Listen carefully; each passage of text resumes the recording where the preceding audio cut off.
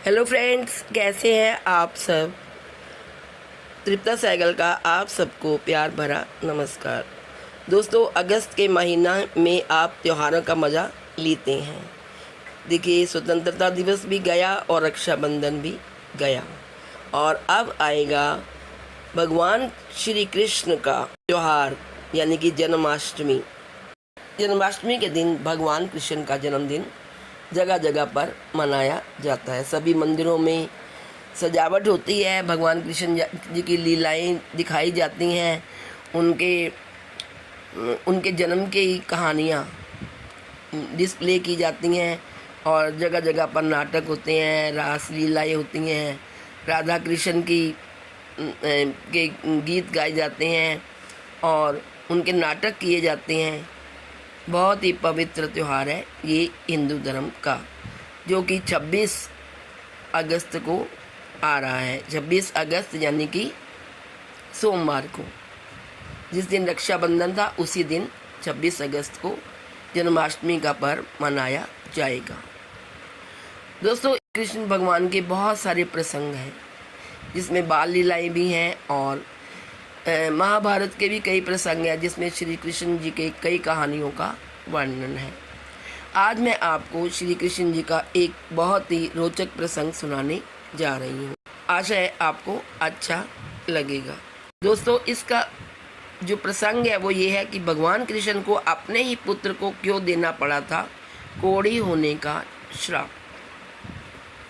दोस्तों, भगवान कृष्ण की बहुत सारी पटरानियाँ थी।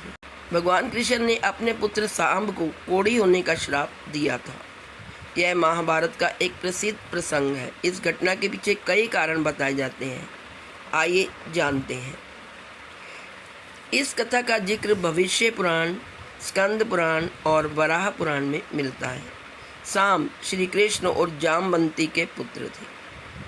बताया जाता है कि श्री कृष्ण की छोटी रानियां उनके पुत्र सांब से बहुत अधिक आकर्षित रहती थी, क्योंकि वह बहुत सुंदर था।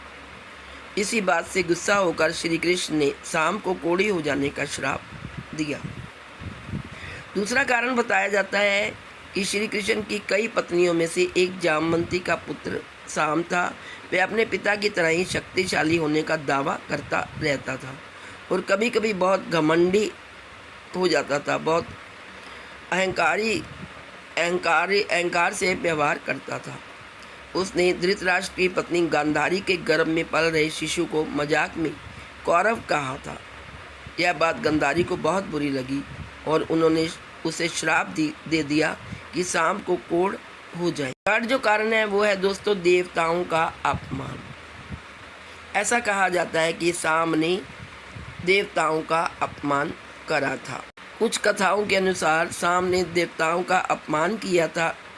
उसने स्वयं को भगवान विष्णु का अवतार घोषित कर दिया था, जिससे देवताओं का अपमान हुआ था। इसलिए उन्हें श्री कृष्ण जी ने श्राप दे दिया। तीसरा कारण था कि श्री कृष्ण जी का क्रोध। सांब के अहंकारी और अनादरपूर्ण व्यवहार से श्री कृष्ण जी बहुत क्रोधित हुए थे। उन्होंने सांब को समझाने की बहुत कोशिश की, लेकिन जब सांब नहीं माना तो उन्होंने उसे कोढ़ी होने का श्राप दे दिया। चौथा कारण है कि धर्म की रक्षा के लिए श्री कृष्ण जी ने अपने पुत्र सांब को कोढ़ी होने का श्राप दिया था। कुछ विद्वानों का मानना है कि श्री कृष्ण ने सांब को श्राप देकर धर्म की रक्षा की थी। सांब के अहंकारी व्यवहार से धर्म का अपमान हो रहा था, इसलिए श्री कृष्ण ने उसे सबक सिखाने के लिए कोढ़ी होने का श्राप दे दिया। आइए अब जानते हैं कि सांब को श्राप से मुक्ति कैसे मिली। श्राप से मुक्ति पाने के लिए सांब को चंद्रभागा नदी के किनारे 12 साल तक तपस्या करनी पड़ी थी। तपस्या के बाद भगवान शिव ने प्रसन्न होकर उन्हें इस श्राप से मुक्त कर दिया था।